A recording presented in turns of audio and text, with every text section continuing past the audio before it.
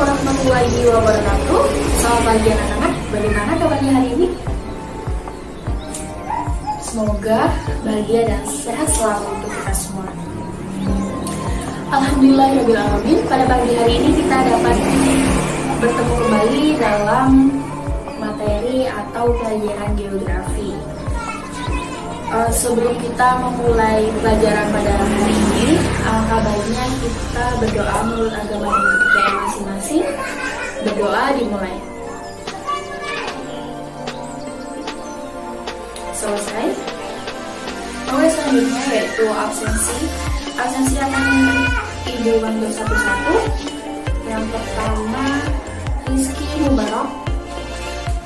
Oke. Maulina Rahmawati, Bella Silviana, Vino Saputra, Zia Nafiza. Izin, apakah ada suratnya? Oh iya, makasih Bella. Selanjutnya Salma Ramzia. Oke. Raffi Ramadan. Oh, sakit. Oh, suratnya menyusul. Oke, nanti taruh di meja itu ya. Nah, sebelum kita masuk ke pelajaran atau materi, Ibu mau tanya dulu. Di sini siapa yang rumahnya berada di kota? Oke, selanjutnya siapa yang rumahnya berada di desa? Oke, jadi pada pertemuan kali ini kita akan membahas tentang interaksi desa dan kota. Nah, tujuan dari pembelajaran hari ini yaitu siswa mampu menganalisis struktur keuangan dan pola interaksi desa dan kota. Ya, setelah materi-materi kita selesai akan ada ulangan harian, ada UTS dan UAS.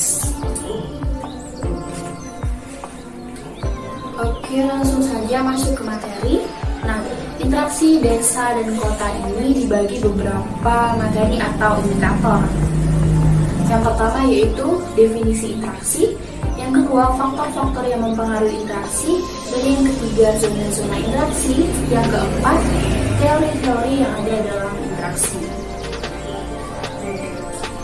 Yang pertama, definisi dari interaksi. Di sini ada yang tahu apa sih interaksi itu? Ya, keterkaitan.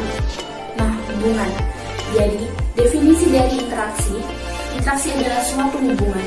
Hubungan yang dimaksud dalam pelajaran kali ini adalah hubungan antar wilayah. Hubungan yang terjadi antar wilayah ini menimbulkan gejala, kenampakan, atau hal baru baik itu positif maupun negatif. Selanjutnya, dampak dari interaksi, baik itu bagi desa maupun bagi kota. Yang pertama, yaitu dampak positif bagi desa. Dampak positif bagi desa, yang pertama yaitu pengetahuan semakin meningkat.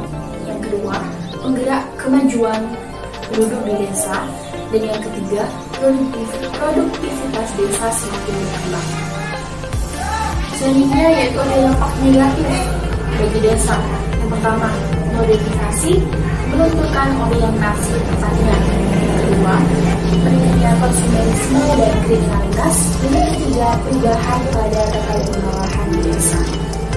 Selain itu ada juga dampak positif bagi kota. Yang pertama, mencukupi kebutuhan pangannya. Dan kemudian kedua, perekonomian atau ekonomi semakin meningkat. Yang ketiga, produk kota bisa dipasarkan ke desa. Tak hanya itu, bagi kota juga ada dampak negatif. Yang pertama, penduduk dengan pendapat yang rendah akan kesulitan dalam memenuhi kebutuhan hidupnya. Yang kedua, pengangguran di kota akan semakin meningkat. Oke, selanjutnya yaitu faktor-faktor yang mempengaruhi interaksi. Nah, faktor-faktor yang mempengaruhi interaksi ini dibagi menjadi 3 menurut Edward Woolman. Adanya saling melengkapi atau regional complementary, adanya kesempatan untuk berintervensi, dan adanya kemudahan pemindahan dalam ruang atau spatial transferability. Langsung saja yang pertama yaitu adanya wilayah-wilayah yang saling melengkapi atau disebut dengan regional complementary. Nah,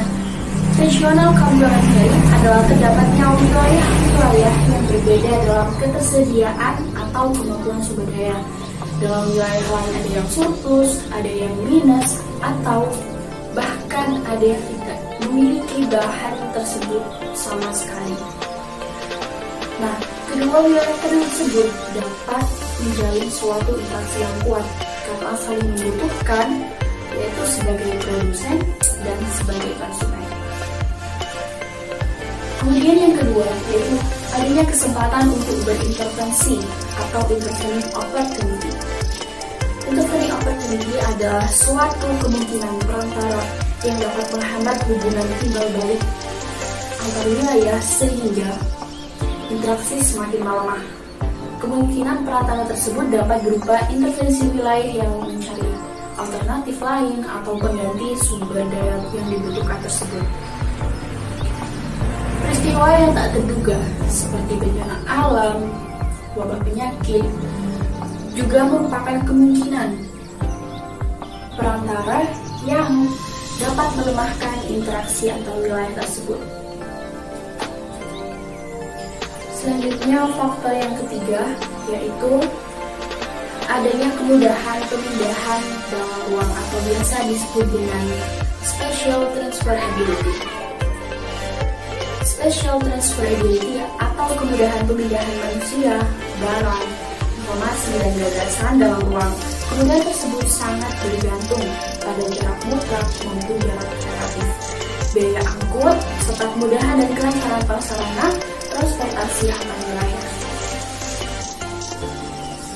Sampai sini mungkin ada yang ingin ditanyakan terkait materi yang sudah Ibu sampaikan. Oke, kalau tidak ada kita lanjut. Nah, ini adalah skema dari regional complementary atau salah satu faktor adanya wilayah-wilayah yang saling melengkapi. Nah, di sini dapat kita lihat ada wilayah A, wilayah B, wilayah C, di mana ada yang surplus, minus, atau yang sama sekali tidak memiliki sumber daya tersebut. Selanjutnya ini adalah skema dari intervening opportunity atau adanya kesempatan untuk berintervensi. Ada wilayah A, wilayah B, wilayah C yang saling menopang dalam sumber daya alam. Oke, selanjutnya yaitu zona-zona dalam interaksi. Nah, zona-zona ini, skema interaksi desa kota ini menurut Erwin Tarto dibagi menjadi 6 bagian dan digambarkan dalam lingkaran-lingkaran. Nah, lingkaran yang paling luar adalah rural, kemudian rural urban fringe, suburban fringe, suburban city atau pusat kota. Nah, ada yang bisa menjelaskan apa sih rural itu, apa pusat kota, apa suburban?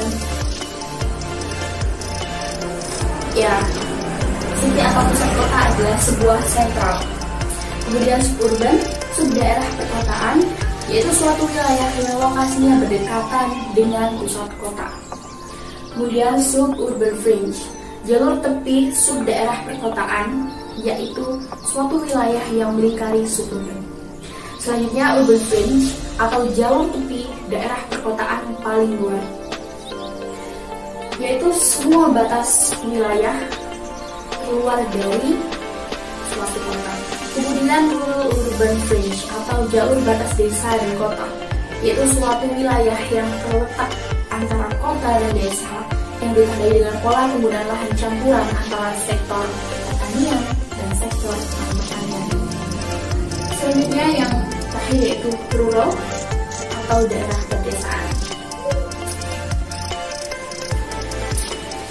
Oke, selanjutnya yaitu submateri yang terakhir yaitu terkait teori-teori dalam interaksi. Ada yang tahu berapa dibagi menjadi berapakah teori-teori interaksi? Ya Bella, berapa? Betul sekali. Nah, jadi teori-teori interaksi ini dibagi menjadi 3. Yang pertama teori gravitasi, teori frequency, dan teori grafik. Nah, teori gravitasi menurut Ricciarelli 1929 menggunakan teori gravitasi Newton untuk mengukur kekuatan interaksi antar wilayah dengan memperhatikan jumlah penduduk kedua wilayah dan jarak mutlak antar wilayah tersebut. Kemudian teori titik henti. Teori titik henti ini biasanya digunakan untuk menentukan lokasi industri, lokasi wilayah sosial seperti rumah sakit, agar tempat atau lokasi tersebut dapat dijangkau oleh dua wilayah yang jaraknya berbeda. Teori titik henti berusaha memberikan suatu cara dalam memperkirakan lokasi garis batas yang memisahkan wilayah-wilayah dengan ukuran yang berbeda. Selanjutnya yang ketiga yaitu teori grafik. Teori grafik, wilayah satu dengan wilayah lainnya dihubungkan oleh jalur transportasi baik itu udara, air, maupun laut, sehingga membentuk pola-pola jaringan tertentu di dalam ruang bumi atau disebut dengan spatial network system. Kompleksitas jaringan tersebut merupakan salah satu tanda kekuatan interaksi antar wilayah. Suatu wilayah yang dihubungkan dengan jaringan jalan yang kompleks tentu memiliki pola interaksi yang lebih kuat dibandingkan dengan wilayah yang hanya dihubungkan dengan satu jalan lurus saja. Oke, lanjut. Nah, ini ada rumus dari tiga teori tadi. Yang pertama adalah teori gravitasi. Di sini I besar AB sama dengan K dikali P A dikali DB dibagi DAB pangkat 2.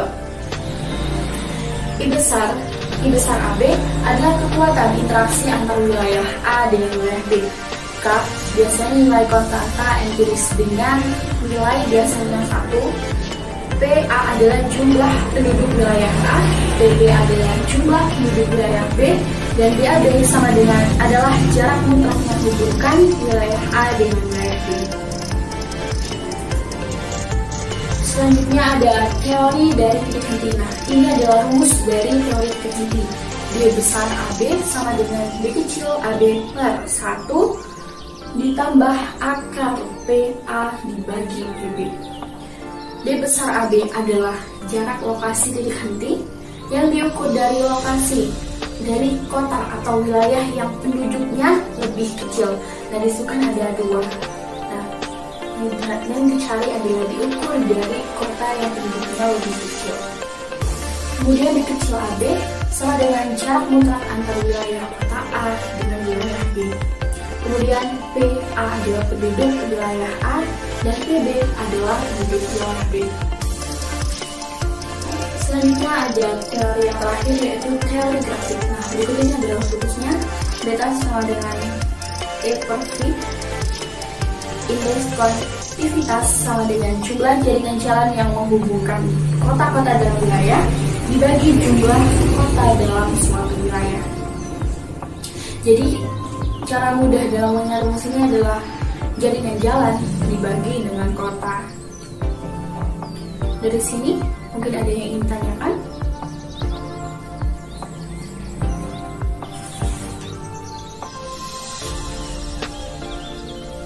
Oke, silakan. Bella mau bertanya apa? Oh, terkait skema dari regional complementary. Nah, jadi dari skema tadi kan ada kayak panah-panah gitu. Nah, panah-panah itu berarti interaksi melemah. Maka interaksi akan semakin kuat kalau dua wilayah itu saling melengkapi. Ada lagi? Oh, oke. Sedangkan untuk yang skema intervening apartment, nah di situ kan garisnya lebih ke garis yang tidak putus-putus. Itu berarti interaksi kuat. Mengapa? Interaksi antar wilayah yang saling melengkapi karena kebutuhan dipenuhi dari wilayah lain. Ada yang ingin tanyakan lagi? Oke, kalau tidak ada ini ya, Ibu ada satu contoh soal terkait perhitungan dari teori tadi. Nah, di sini tertulis penduduk kota A sama dengan 4 juta jiwa, kota B 1 jiwa, 1 juta jiwa, dengan jarak seperti gambar. Jika antara kota A dan B akan didirikan rumah sakit, maka jarak idealnya adalah, nah, ini tidak bertanya berapanya dulu, tapi mau bertanya rumus apa yang akan digunakan untuk menjawab soal ini. Iya, Vino? Iya, benar sekali. Pada soal ini kita akan mengerjakan dengan rumus dari teori titik henti. Mengapa? Karena dari soal ini kita tahu bahwa teori titik henti adalah suatu teori yang digunakan untuk memperkirakan bagaimana kita akan menetapkan atau mendirikan sebuah layanan sosial seperti yang sudah saya jelaskan tadi. Selain itu, oke, selanjutnya siapa yang bisa menjawab pertanyaan ini? Ibu tunggu.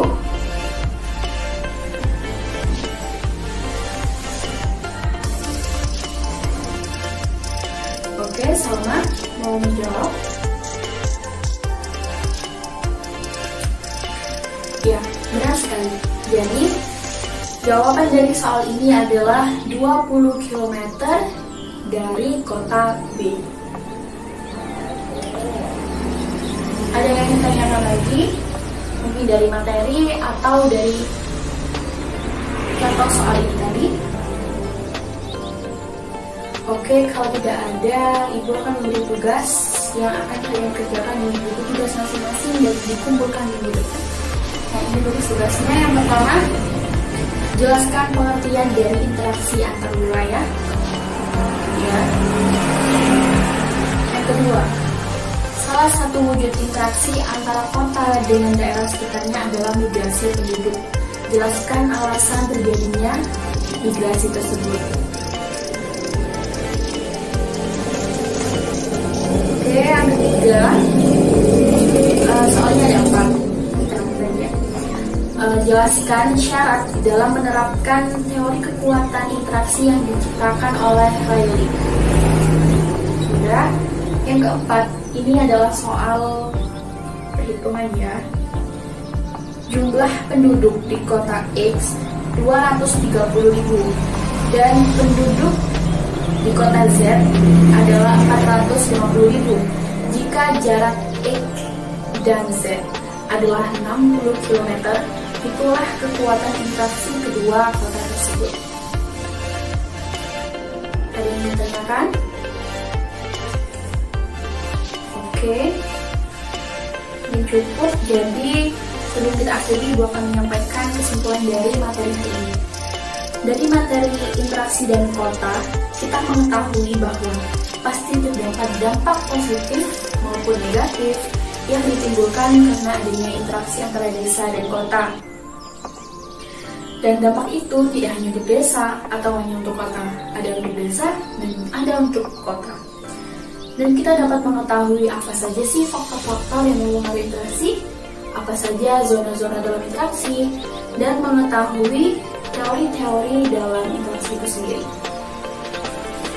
Mungkin itu yang bisa Ibu sampaikan. Jangan lupa dibaca-baca lagi bukunya agar menambah wawasan dan pengetahuan. Kalau ada yang ditanyakan di kemudian hari, bisa langsung ditanyakan. Sekian, terima kasih. Wassalamualaikum warahmatullahi wabarakatuh.